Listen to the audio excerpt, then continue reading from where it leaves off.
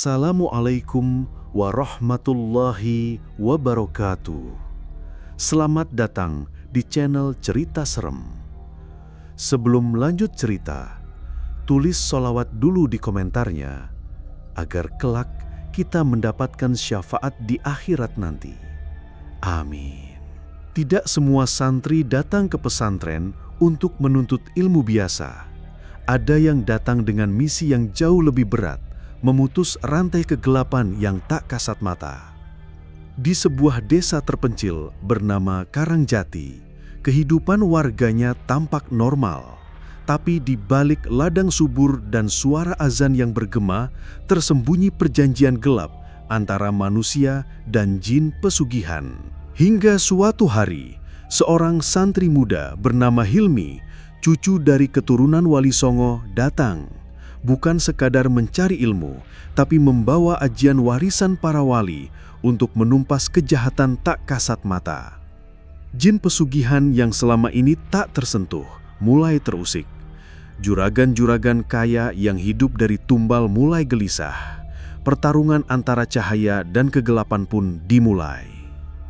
Saksikan kisah spiritual mencekam dan penuh kejutan dalam Santri Keturunan Wali Songo, Ajian Sakti Penumpas Pesugihan. Karena tidak semua kesaktian diwariskan melalui kitab, ada yang diturunkan melalui darah. Angin berembus pelan sore itu di pesantren Al-Karomah. Hilmi baru saja selesai mengaji tafsir ketika seorang santri senior memanggilnya ke dalam kiai. Tidak biasanya ia dipanggil mendadak seperti ini. Ada firasat ganjil, seolah angin yang menyapu pohon cemara di halaman pesantren membawa kabar dari alam lain. Hilmi melangkah masuk ke dalam rumah panggung kayu, tempat tinggal Kiai Maulana. Di dalam, suasana sangat hening. Kiai Maulana duduk bersila di atas karpet usang, wajahnya tenang, tapi matanya menyimpan kesungguhan. "Jiwa leluhurmu memanggilmu, Hilmi," kata Kiai Maulana tanpa basa-basi. Hilmi terdiam, tak paham maksudnya. Weninggalih, sebuah dusun yang berada di ujung hutan jati, meminta pertolongan. Sudah 3 anak muda berhilang di sana. Warga menyebutnya tumbal. Mereka curiga pesugihan telah kembali merajalela di sana. "Kenapa saya, Yai?" tanya Hilmi dengan suara lirih. Kiai Maulana membuka laci kecil dan mengeluarkan selembar kertas kuno bertulis rajah Arab gundul yang memudar. "Karena darahmu, Hilmi, kau cucu dari jalur Sunan Gunung Jati, dan ajian ini, Nurul Haq, hanya bisa digunakan oleh pewaris yang suci jiwanya." Kening Hilmi berkeringat dingin. Ia belum pernah dikatakan sebagai keturunan wali manapun. Tapi Kiai Maulana sudah lama seperti ayah baginya. Jika beliau berkata demikian, tentu tak sembarangan. Malam itu juga, setelah Isya, Hilmi diantarkan oleh Pak Mardikun menuju Weninggali dengan sepeda motor tua menyusuri jalan berbatu. "Dulu desa kami damai, Nak, tapi sejak Juragan Marwan datang dan membangun rumah besar di tengah kebun jati, mulai banyak yang berubah. Burung malam tak mau berkicau, kabut selalu turun sebelum maghrib, dan anak-anak kecil seling mengigau melihat wanita tanpa wajah duduk di dapur mereka." Hilmi hanya diam, hatinya bergetar. Desa itu tampak seperti desa mati. Lampu-lampu temaram, suara jangkrik mendominasi, dan beberapa rumah bahkan seperti ditinggalkan. Pak Mardikun menurunkan Hilmi di depan masjid kecil yang dindingnya mulai menghitam. "Tidurlah di langgar ini, Nak. Besok pagi kita berbicara dengan warga. Tapi kalau bisa, jangan keluar malam ini." Malam itu Hilmi gelisah. Ia sholat hajat, lalu duduk membaca wirid. Baru beberapa lembar dzikir selesai, terdengar suara seperti tangisan wanita di luar langgar. Semakin lama, tangisan itu mendekat. Hilmi meraih surban putih pemberian kiai dan mulai membaca bait pertama dari ajian Nurul Haq. "Nurun min nurillah, dahiran wa batinan, sirun qadiman." Saat bait itu dibaca, lampu langgar tiba-tiba padam. Hilmi tetap tenang. matanya perlahan bisa melihat kabut putih menyusup masuk dari bawah pintu. Kabut itu lalu membentuk sosok perempuan berambut panjang, tapi wajahnya hitam kelam tak berbentuk. Hilmi tidak bicara, ia hanya meneruskan ajian, sekarang masuk ke bait kedua. Basyiran wa nadiran, la haula wala quwata illa billah. Sosok wanita itu memekik, suaranya menusuk telinga, tapi tubuhnya mulai terurai seperti dibakar dari dalam. Ketika bait terakhir diselesaikan, wanita itu meledak menjadi asap dan hilang bersama kabut yang keluar dari langgar. Pagi harinya Pak Mardikun dan warga berkumpul. Mereka menceritakan bahwa hampir setiap malam ada suara tangis. Beberapa melihat sesosok pria tua berpakaian adat duduk di atas genteng rumah sambil menggigit jari. Juragan Marwan pernah bilang ke saya kalau dia ikut tirakat agar dagangnya laris. Tapi sejak itu, anaknya mati tanpa sebab. Sapi tetangganya ditemukan ususnya di teras rumah, kata salah satu warga. Hilmi tidak langsung bertindak. Ia meminta izin untuk mendekati rumah Juragan Marwan saat malam. Saat waktu Isya tiba, Hilmi menyusup lewat jalan belakang kebun. Di sana ia melihat halaman rumah besar yang dikelilingi pagar batu. Tapi ada sesuatu yang mengganggu. Di tengah pekarangan berdiri pohon beringin tua dengan kain hitam melilit batangnya. Di bawahnya ada sesajen dengan darah segar dan rambut manusia. Hilmi membaca ayat kursi, lalu menanam selembar rajah kecil dari kitab ajian Nurul Haq di akar pohon sejati beringin itu. Seketika, tanah berguncang ringan, angin kencang bertiup, dan dari pohon itu keluar suara mengerikan. Tawa bercampur tangisan, disusul sosok hitam besar bermata merah yang melompat dan menakam ke arah Hilmi. Namun saat makhluk itu menyentuh surban Hilmi, tubuhnya tersulut api tak terlihat. Hilmi langsung mengunci makhluk itu dengan bacaan terakhir dari ajian Nurul Haq. Bihaqi Nurul Haq, binurin layan fasil. Makhluk itu meraung dan melebur menjadi abu, jatuh di bawah akar beringin yang langsung hangus dan mengering dalam sekejap. Warga yang mendengar keributan datang beramai-ramai. Mereka menyaksikan pohon besar itu hangus dan Juragan Marwan pingsan di lantai rumahnya, menggenggam segumpal rambut hitam dan uang lusuh yang berubah menjadi daun kering. Sejak malam itu, tak ada lagi tangisan. Kabut pun berhenti datang. Tapi Hilmi tahu, ini baru permulaan. Masih banyak desa lain yang belum terbebas. Dan pesan dari Kiai Maulana kembali terngiang. Selama manusia masih tamak, pesugihan tak akan pernah mati.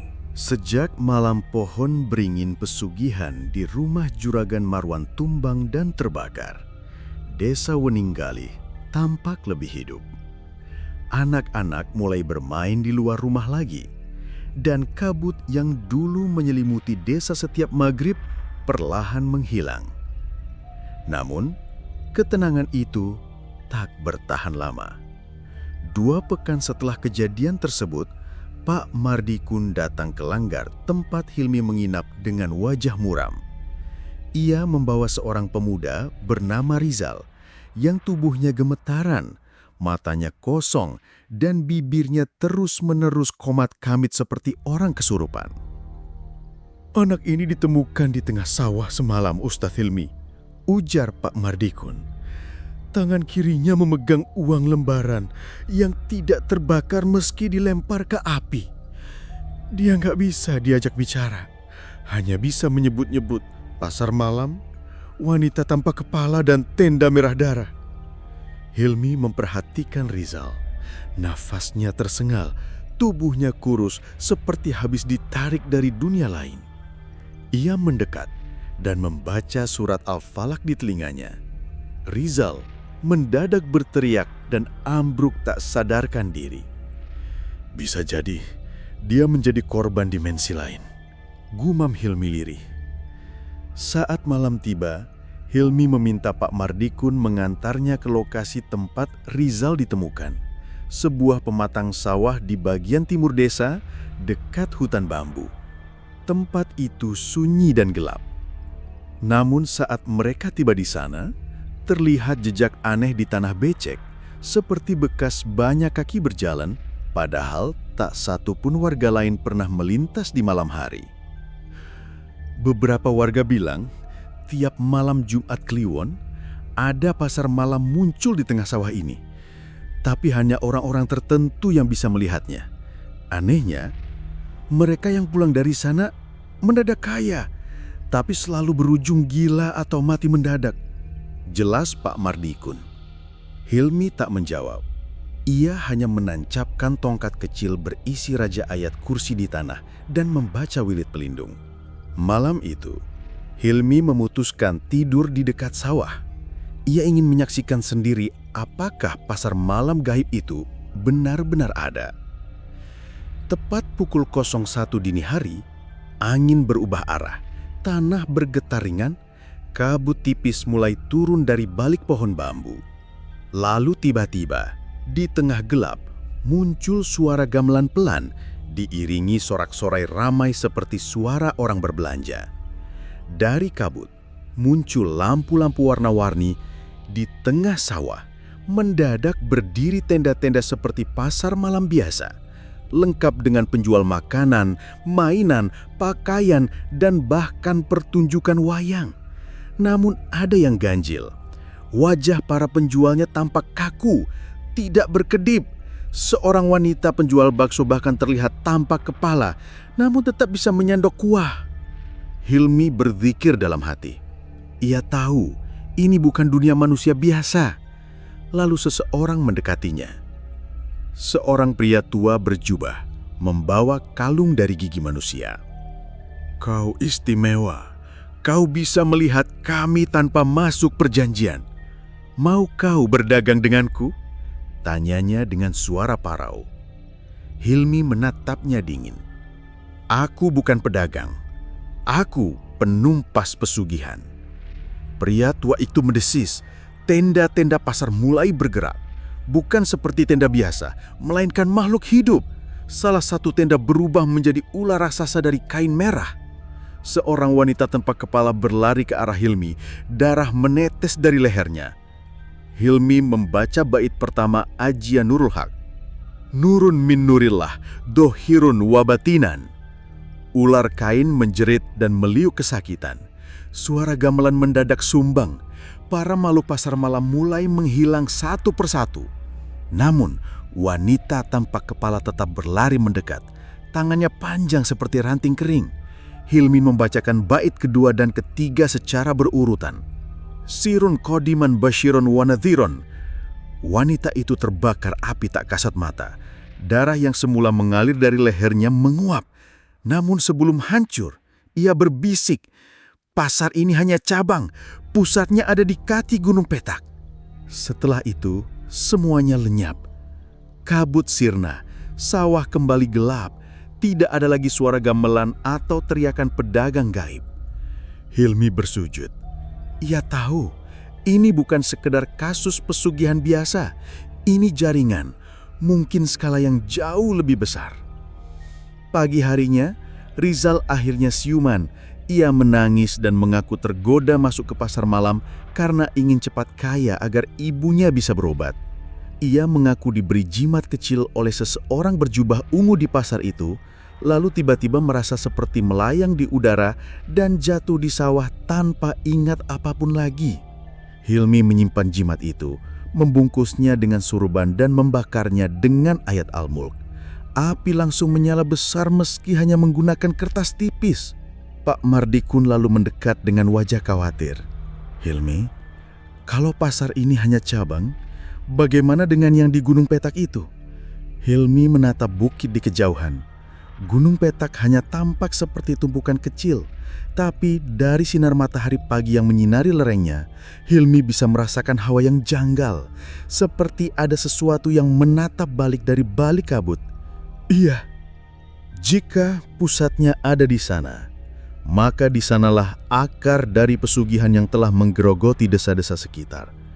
Aku harus pergi ke sana, tapi aku butuh waktu dan persiapan. Sendirian? Hilmi menggeleng pelan.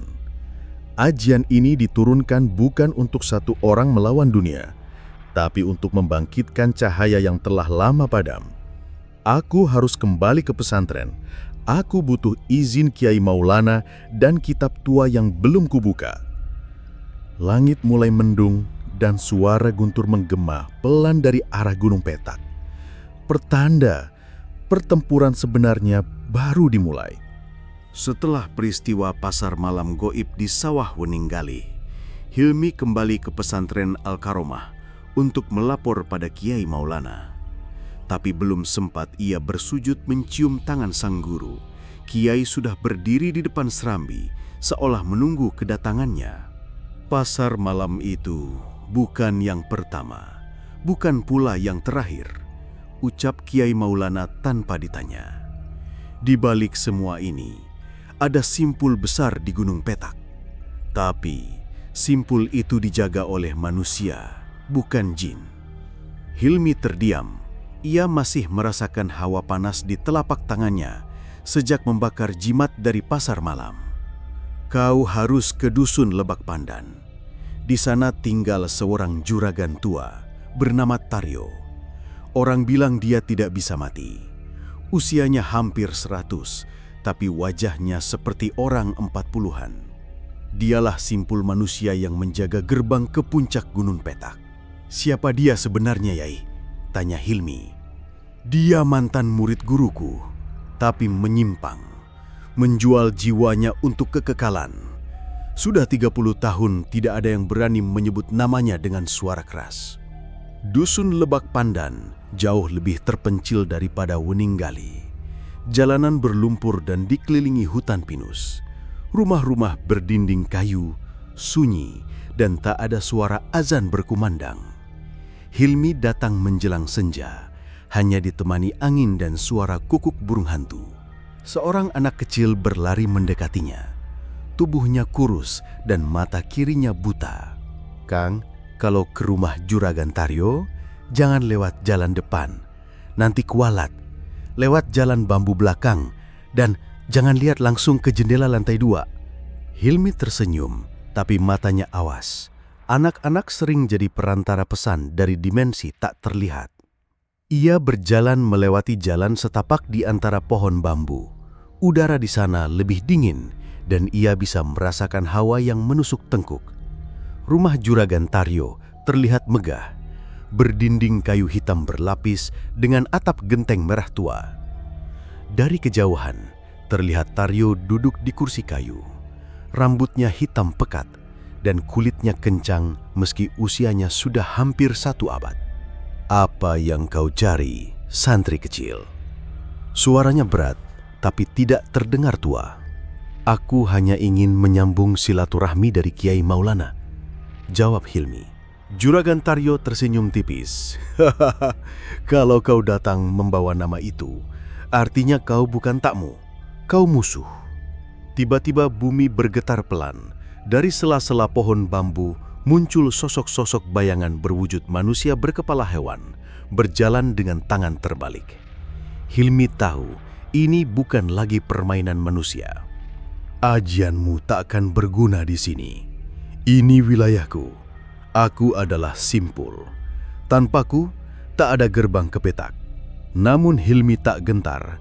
Ia menghela nafas dan membaca bait awal Nurul Haq. Nurun min nurillah, zahiran wa batinan. Tanah di bawah kaki Hilmi bersinar. Bayangan makhluk itu menjerit dan lari tunggang langgang. Taryo berdiri, wajahnya berubah, matanya membesar, bibirnya robek hingga ke telinga. Dari tubuhnya keluar asap pekat dan tawa menyeringai. Hilmi melihat sendiri bagaimana tubuh Taryo berubah, bukan lagi manusia, melainkan wadah dari ratusan jin pesugihan yang menumpang hidup. Darahmu memang darah wali, tapi belum tentu jiwamu kuat, tiak Taryo. Dari langit-langit rumahnya, turun gulungan rambut hitam yang membelit leher Hilmi. Ia kesulitan bernapas, tangannya bergetar, tapi di detik terakhir, ia mengingat pesan Kiai. Kekuatan ajian bukan dari suara, tapi dari keyakinan hati. Hilmi merapal bait kedua. Sirun qadiman, basyiran wa naziran. Tali rambut itu terbakar, tubuh Taryo tersencak. Seketika, langit berubah kelabu. Hujan turun deras, namun airnya berwarna merah seperti darah. Taryo melompat ke tengah halaman. Dari dadanya keluar wajah-wajah tumbal yang menjerit. Anak kecil, perempuan, dan bahkan bayi. Sebuah itu bagian dari kontraknya dengan pesugihan.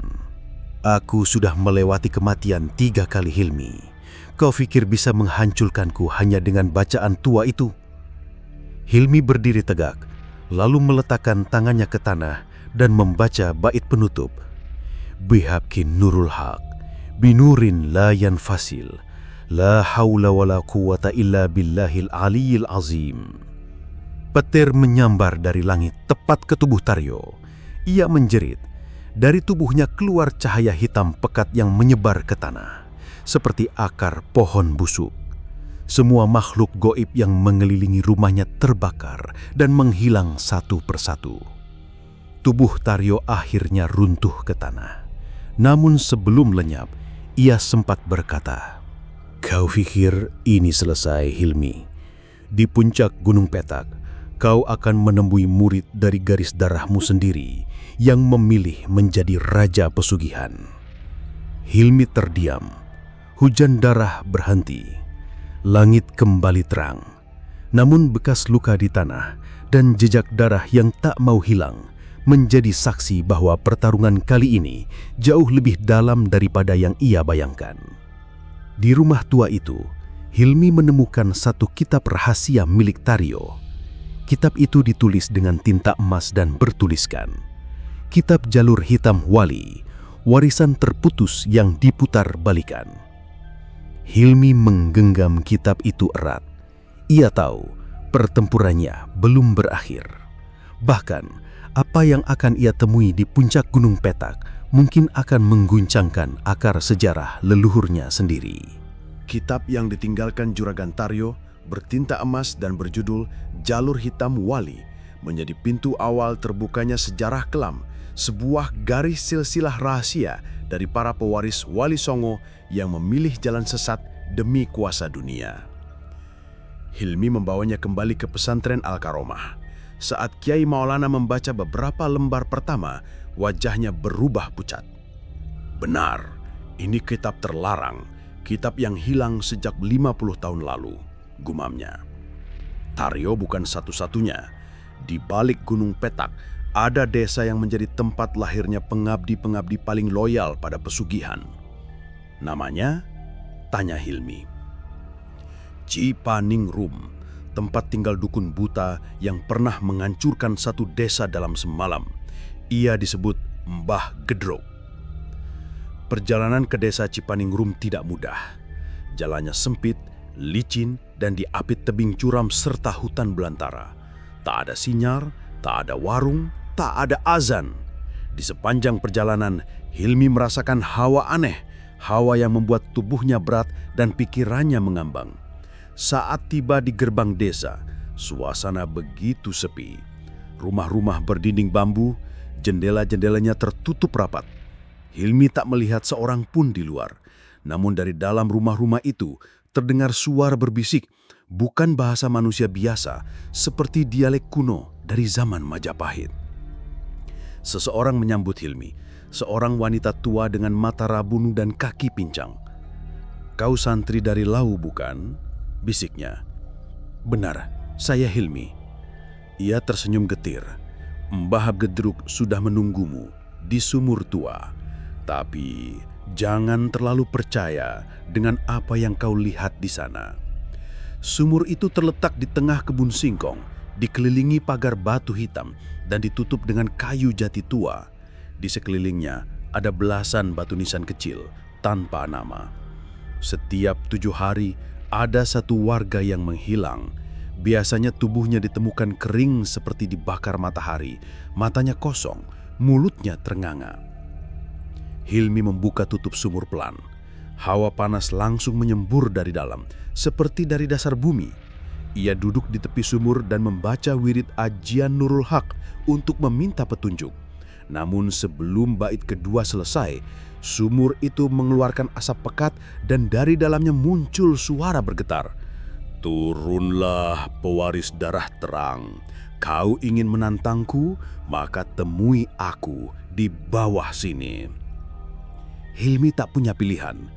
Ia mengikat sabuk Raja Pelindung, lalu turun ke dalam sumur menggunakan tali anyaman ijuk. Dalam kegelapan sumur, ia mulai merasakan desiran angin dan bayangan samar. Dinding sumur dipenuhi tulisan kuno dan bercak darah. Suara tangisan samar dari segala arah. Dasar sumur tidak seperti ruang sempit biasa. Begitu ia menapakkan kaki, Hilmi masuk ke dalam ruang batu yang luas dan gelap. Di tengah ruangan itu, berdiri seorang lelaki tua, buta namun berdiri tegap. Tangannya membawa tongkat dari tulang manusia. Wajahnya penuh luka jahitan. Selamat datang, darah wali yang terasing. Kau boleh bawa ajian warisanmu, tapi aku membawa aji siluman dari arwah para tumbal. Hilmi bersikap tenang. Engkau menyerahkan hidupmu untuk menjadi penjaga gerbang pesugihan demi kekuasaan dan usia panjang. Dan kau menyerahkan hidupmu pada janji kosong kitab suci. Aku bisa hidup selamanya di antara dua dunia tanpa harus menyembah siapapun, bentak Mbah Gedruk. Ia menghentakkan tongkatnya, seketika dinding batu meleleh dan berubah menjadi wajah-wajah manusia menangis. Suara jeritan terdengar dari segala arah. Dari lantai keluar tangan-tangan pucat yang mencoba menarik Hilmi ke dalam. Hilmi menutup mata. Ia membaca bait pertama dengan perlahan. Nurun min nurillah. Tangan-tangan itu hangus, tapi suara jeritan makin kuat. Lalu Mbah Gedruk meniup asap hitam ke wajah Hilmi, sejenis racun gaib yang membuat pikirannya mulai berhalusinasi. Ia melihat bayangan ayahnya meninggal, ibunya menangis, dan pesantren Al-Karomah dilalap api. Hilmi hampir kehilangan kendali. Tapi di dalam pikirannya muncul wajah Kiai Maulana dan bisikan, "Jangan percaya matamu, cahaya berada di hati." Hilmi membuka mata dan membaca bait kedua dan ketiga. Bi haki nurul haq, bi nurin layan fasil. Ruangan itu bergetar. Wajah-wajah di dinding sumur mulai lenyap. Tapi Mbak Gedruk mengangkat tongkatnya tinggi dan berseru, "Semua itu sudah kujadikan bagian tubuhku. Mereka hidup bersamaku." Ia mengubah tubuhnya, membesar, membengkak, dan dari punggungnya keluar puluhan kepala manusia. Semua berteriak. Hilmi meneteskan air mata. Ini semua adalah korban keserakahan manusia. Lalu ia mengucap bait terakhir dengan suara yang menggema ke seluruh sumur. Bi haki nurul haq, binurin layan fasil. Cahaya putih menyelimuti seluruh ruangan. Tubuh Mbak Gedruk meledak menjadi debu bercahaya. Dari kepala-kepala yang tertanam di tubuhnya, keluar cahaya putih dan melesat ke langit-langit sumur. Langit-langit runtuh. Hilmi terdorong ke atas dan muncul di permukaan sumur dengan tubuh penuh luka. Tapi tidak ada darah, hanya jejak asap putih di tangan kanannya. Di sekitar sumur, batu nisan mulai retak. Nama-nama muncul satu persatu. Semua korban tumbal selama puluhan tahun akhirnya bebas dari perbudakan gaib. Namun sebelum Hilmi meninggalkan sumur, ia menemukan gulungan kertas di dasar sumur. Peta jalur menuju puncak Gunung Petak dengan lambang mata hitam di tengahnya. Kiai Maulana mengatakan, itu adalah simbol mata langit hitam, tempat tahta Raja Pesugihan, pemimpin dari semua jaringan pesugihan yang pernah dibasmi para wali, namun kini bangkit kembali lewat para pewarisnya yang sesat. Malam itu Hilmi berdoa di langgar kecil yang tersisa di desa Cipaningrum. Ya Allah, jika aku memang dipilih dari garis darah walimu, jadikanlah aku perantara cahayamu untuk menghapus kebusukan ini meski harus kubayar dengan nyawa. Ia tahu perjalanan menuju Gunung Petak tidak lagi sekedar misi spiritual, tapi sebuah pertarungan warisan antara darah terang dan darah hitam di tanah yang telah melupakan siapa yang benar dan siapa yang sesat. Sejak ajian Nurul Haq dipakai Hilmi untuk menutup salah satu gerbang jin pesugihan di pinggir kali Karangjati, situasi di desa mulai berubah, tapi bukan membaik, melainkan semakin mengganas. Entah kenapa, malam-malam di desa jadi lebih sunyi, lebih dingin, dan lebih berat. seolah ada sesuatu yang sedang bangkit dari tidurnya menuntut balas atas gangguan dari dunia manusia. Di rumah Juragan Sastro, aroma dupa dan bangkai ular memenuhi ruangan tempat ia biasa melakukan ritual. Sastro duduk bersila, tubuhnya kurus kering dan matanya cekung. Di depannya ada seekor ayam cemani yang telah disembelih, darahnya ditampung dalam tempurung kepala monyet. Ia bergumam dalam bahasa Jawa kuno, melantunkan mantra yang ia warisi dari seorang dukun pesugihan di lereng Lawu bertahun-tahun lalu. Namun kali ini, suara dari balik cermin yang biasa menuntunnya terdengar berbeda. Bukan suara lembut penuh godaan, melainkan erangan berat penuh amarah. Tumbal kelima belum diserahkan. Sastro gemetar. Sudah 4 tumbal ia berikan, semua warga desa. Ada yang ditemukan tenggelam, ada pula yang lenyap tanpa jejak. Semua dilakukan diam-diam, tersembunyi di balik derma dan senyum manisnya sebagai juragan dermawan. Tapi tumbal kelima, anak kecil bernama Ilham, murid TPQ di pesantren Pak Rifai, gagal ia culik sejak pesantren itu dijaga oleh Hilmi. Sastro tahu waktunya habis. Ia bahkan tak bisa tidur tenang karena makhluk pesugihan yang ia pelihara mulai memakan jiwanya sedikit demi sedikit. Wajahnya menua lebih cepat, kulitnya menghitam di bagian leher dan dada. Tubuhnya menggigil meski api perapian menyala terang. Di sisi lain, Hilmi mulai sadar bahwa ini bukan sekadar gangguan jin biasa. Apa yang dihadapi adalah puncak dari sebuah rangkaian kesepakatan sesat yang telah mengakar puluhan tahun. Ia membuka kitab tua warisan dari ayahnya, sebuah manuskrip turunan Wali Songo yang tak sembarang orang bisa pahami. Di dalamnya tertulis satu ajian pamungkas, Sastra Langit 7.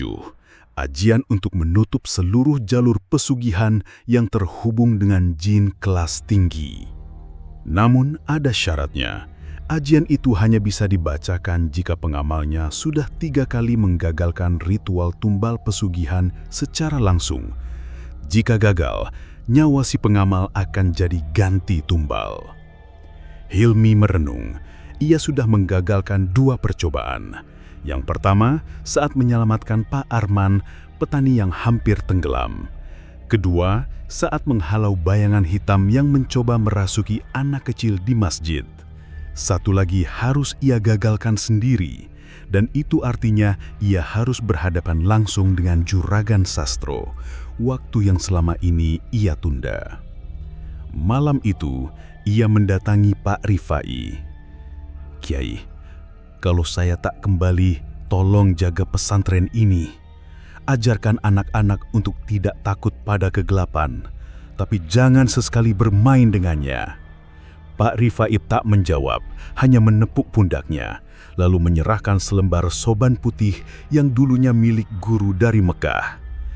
"Pakai ini, biar jin tahu dengan siapa mereka berurusan." Tanpa banyak bicara, Hilmi menyusuri jalan setapak menuju rumah Juragan Sastro. Angin malam terasa lebih tajam. Pohon-pohon waru di kanan kiri jalan seperti berbisik-bisik dalam bahasa ruh. Tak satu pun lampu rumah penduduk menyala. Desa seperti mati. Saat Hilmi tiba, rumah Sastro tak lagi tampak seperti rumah manusia. Atapnya penuh kelelawar. Halamannya dipenuhi bangkai burung gagak yang membusuk. Di depan pintu berdiri sesosok wanita tua renta dengan rambut panjang terurai dan kuku menjuntai ke tanah.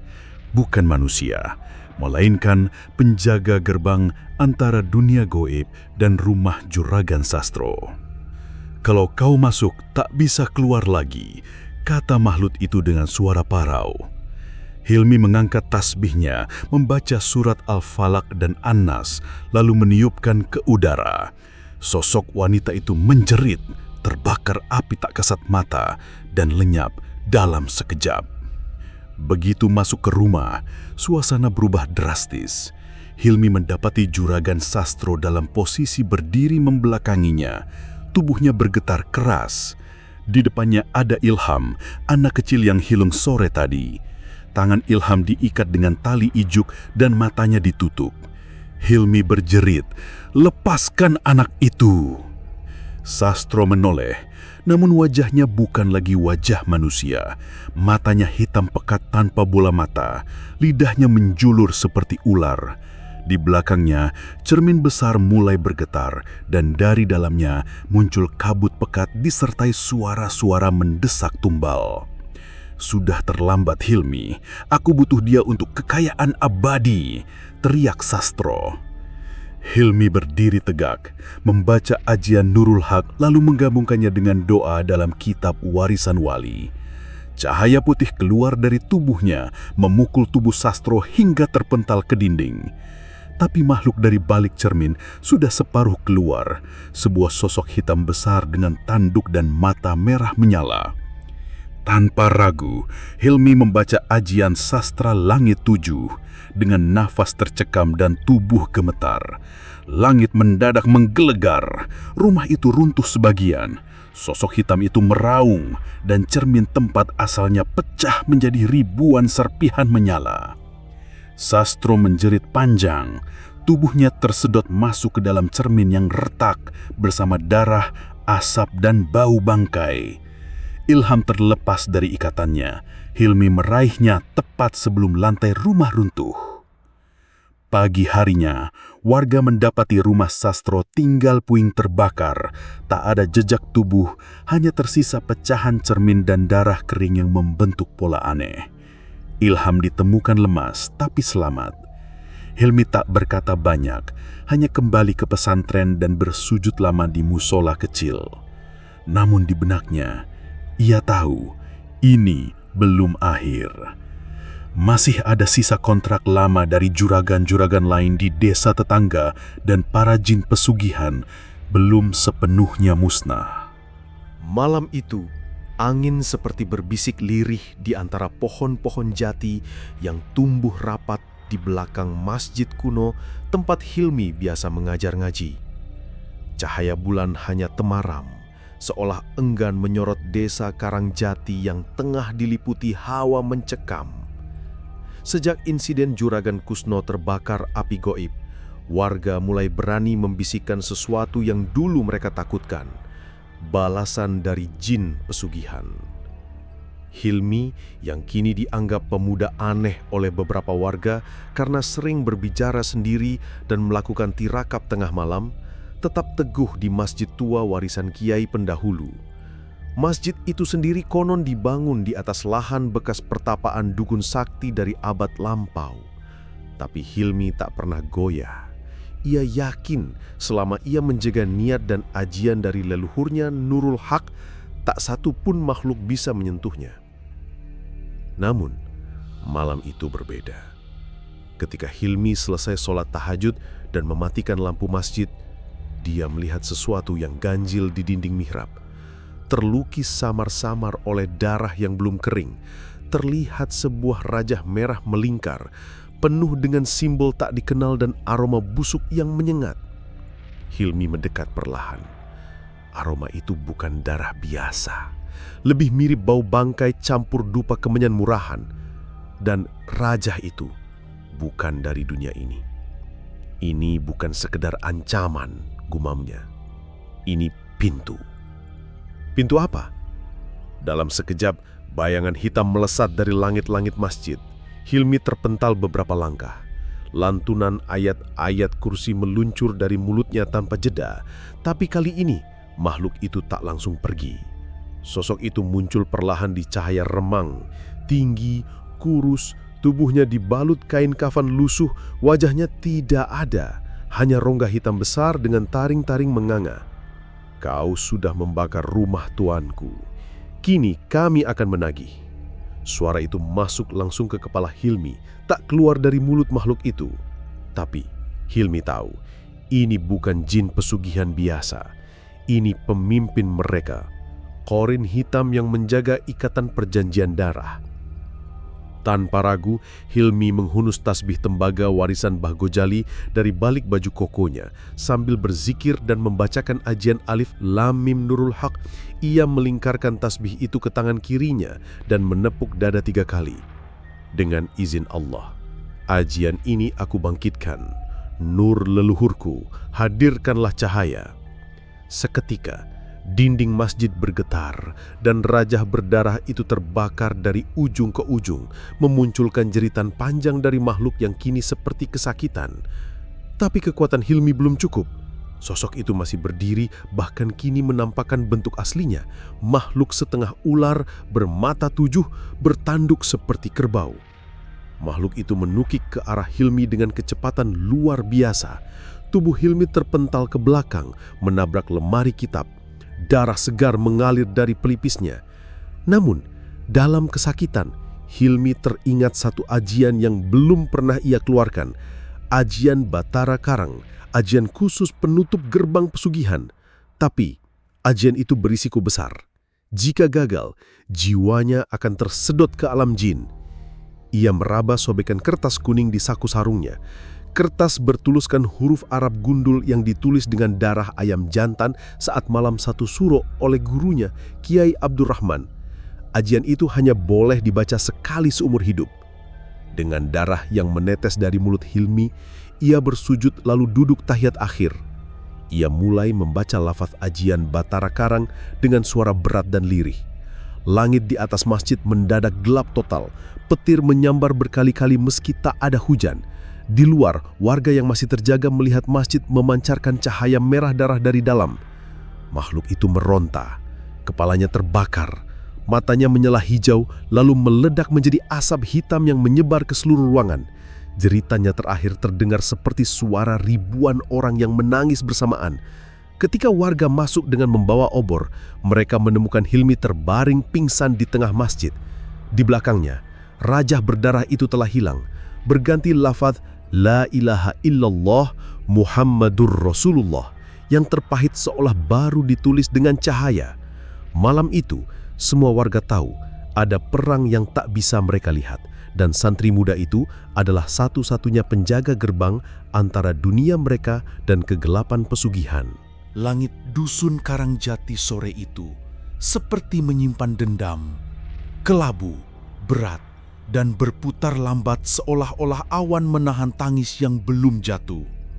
Di sudut dusun, tepat di ujung jalan tanah yang jarang dilalui, rumah Juragan Subur kini sudah dikelilingi pagar goib yang tak terlihat oleh mata biasa. Tapi Hilmi merasakannya sejak melangkah 3 meter dari gerbang besi hitam yang digembok rapat. Pagar goib itu tidak dibuat sembarangan. Bukan dari ajian kampungan seperti benteng raja atau tameng jin penjaga makam. Ini adalah lapisan-lapisan pagar dimensi dibangun oleh jin penjaga gunung dari tanah tinggi yang pernah menjadi tempat pertapaan dukun agung zaman Majapahit. Dan kini, makhluk dari zaman purba itu menjadi sekutu subur. Ini bukan kerjaan dukun sembarangan, Guru, bisik Hilmi kepada Ustadz Kamil yang berdiri 2 langkah di belakangnya. Nafas Ustadz Kamil pendek-pendek. Sejak mereka menangani kasus ini, tubuhnya makin kurus. Tidak hanya karena tekanan batin, tetapi karena gangguan energi goib yang kian sering menyerangnya di malam hari. Pagar ini disuplai dari Gunung Telang Sakti, tempat pesugihan kuno yang konon dijaga oleh bangsa jin berjubah besi. Lanjut Hilmi, menatap kosong pada udara di hadapannya yang terasa lebih dingin dari biasanya. Beberapa penduduk yang penasaran mengintip dari jauh, namun mereka tidak berani mendekat.